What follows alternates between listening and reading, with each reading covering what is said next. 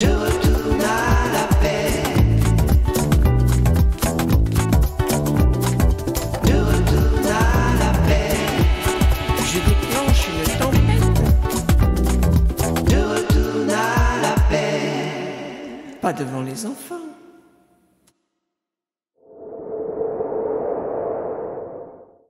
Que la paix soit avec toi.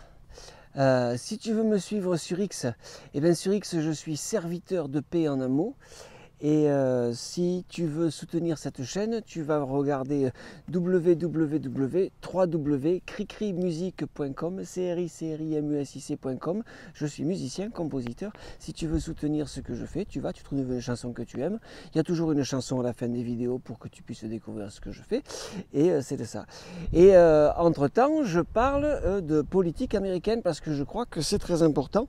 Je crois que vous devriez vraiment regarder ce qui se passe en ce moment aux États-Unis parce qu'il se passe quelque chose de vraiment intéressant. Et c'est une élection comme je n'en ai jamais vu. J'ai suivi les élections depuis les 20 dernières années que j'étais aux États-Unis. Et je n'ai jamais vu ça. Même 2020 et 2016, ce n'était pas du tout la même chose. Là, on voit vraiment, si tu veux, quelque chose se produire. Ça me rappelle les Canaries quand on vous appelait les gauchistes d'extrême droite. Deux vidéos, si tu veux, on peut les regarder là gentiment.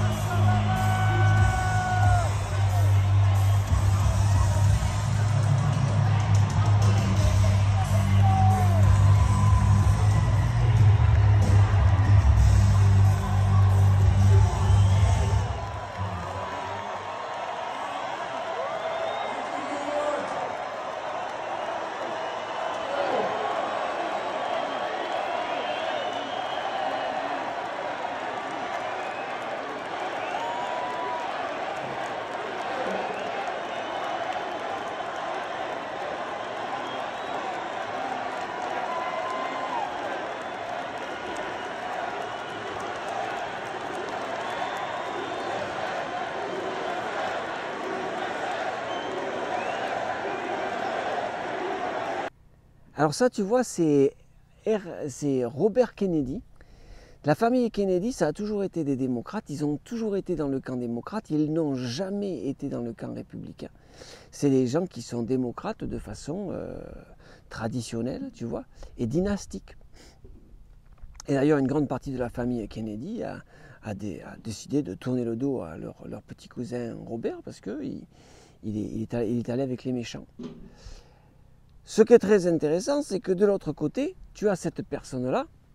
On the far right of the political, the Vice President Harris has built a coalition that is unlike any other we have ever seen, frankly, certainly in modern American history, maybe in American history writ large. And that is a coalition that includes people from, you know, the far left of the political spectrum to people on the far right of the political spectrum, including many people who used to work for Donald Trump. And the reason that we have all come together is not necessarily because we say we agree on every issue. We don't, certainly.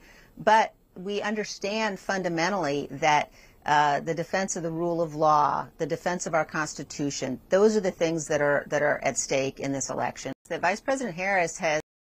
Et ça, c'est Liz Cheney, la fille de Dick Cheney. Et elle, par contre, elle est alliée avec les démocrates. Dick Cheney, c'était le vice-président avec George W. Bush. C'est quand même extraordinaire qu'on on est dans une élection, si tu veux, où tu as un Kennedy qui entre sous les vivas de la foule en délire à Madison Square Garden pour parler à des républicains. Et tu as Dick Cheney et sa fille Liz Cheney, qui sont des gens qui se sont enrichis avec des histoires de malversation pendant la guerre du Golfe, tu vois. Et eux, ils sont du côté démocrate. Pourquoi c'est important l'élection américaine pour vous, les Français? Parce que les mêmes groupes qui contrôlent les marionnettes que sont les hommes politiques, les mêmes gens qui contrôlent les marionnettes françaises contrôlent les marionnettes américaines. Et aujourd'hui, c'est très très très évident qu'ils ont perdu le contrôle de la marionnette Donald et de tous les gens qui viennent avec lui. Parce que on focalise beaucoup l'attention sur le Donald en ce moment, mais ce n'est pas du tout la sensation qu'on a dans la campagne. On a plutôt l'impression dans la campagne que le Donald, finalement, il est prêt à donner des responsabilités aux autres. Et ce qui est beaucoup plus engageant et intéressant à observer, c'est ce qui se trouve autour du Donald.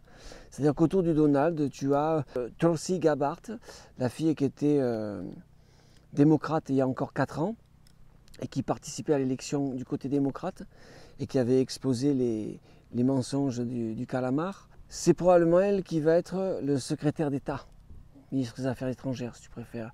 Et elle est profondément contre les guerres pour changer les régimes des pays loin des États-Unis. C'est quelqu'un qui parle de ça maintenant depuis très longtemps. Et donc, c'est quand même très intéressant qu'on voit qu'elle s'est fait promettre le poste de ministre des Affaires étrangères.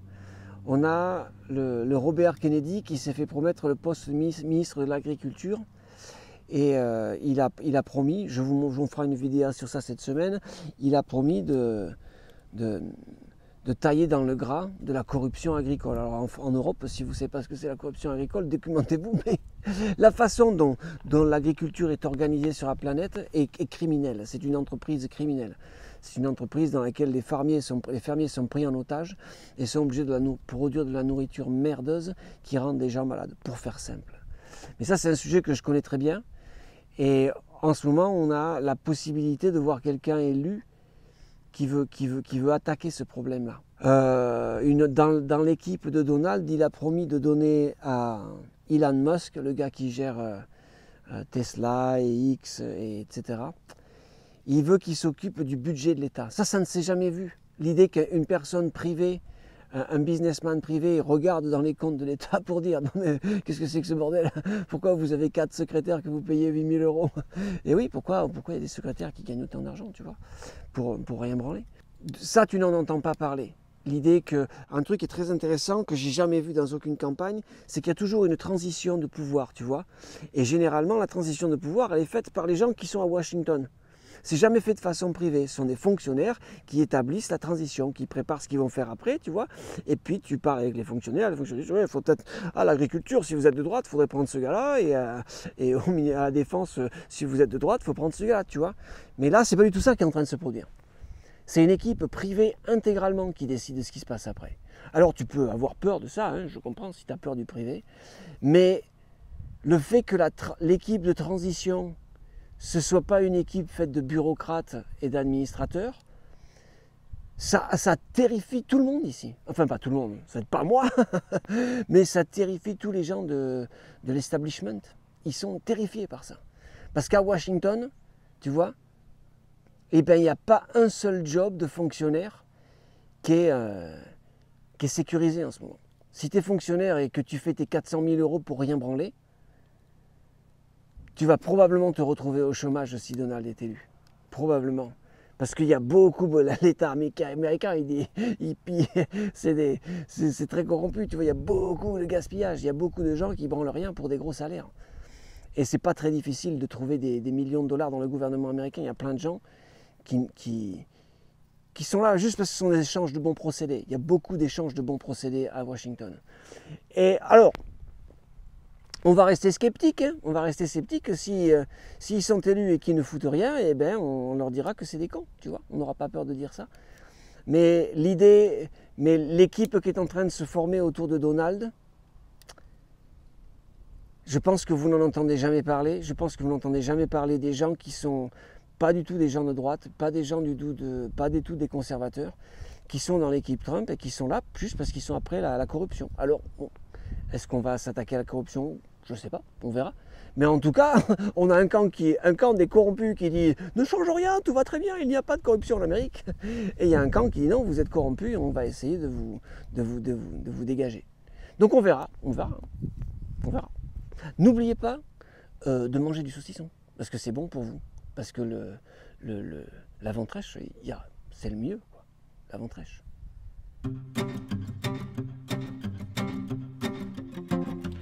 Ceci est une chanson écrite à la gloire des hommes politiques. Elle s'intitule « L'odeur des gens honnêtes ». Le gouvernement ne ment jamais. Le gouvernement ne ment jamais. Et si tu crois pas à la version qu'on te donne à la télé, et si tu crois pas la version qu'on t'a donnée à l'école, c'est parce que t'es un con. Plotiste, c'est parce que t'es un con. Plotiste, les banques sont là pour te faire gagner de l'argent. Les assurances sont là pour te protéger. Et si tu crois pas la version qu'on t'a donnée à l'école, et si tu crois pas la version des universités, c'est parce que t'es un con. Plotiste, c'est parce que t'es un con. Plotiste, le gouvernement ne ment jamais. Le président, c'est le plus intelligent. Et si tu crois pas la version que t'a donnée ton curé,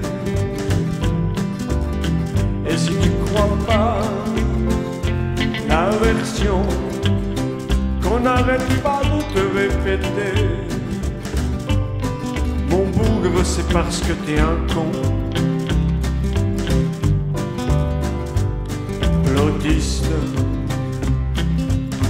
toi mon bougre, tu es un con.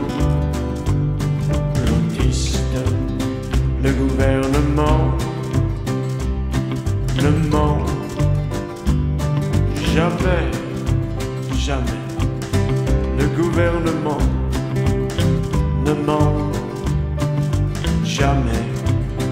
Et si tu crois pas cette version-là, qu'est-ce qui va pas avec toi? Et si tu crois pas cette version-là, je sais pourquoi. C'est parce que t'es un con. Plotiste, parce que tu es un con.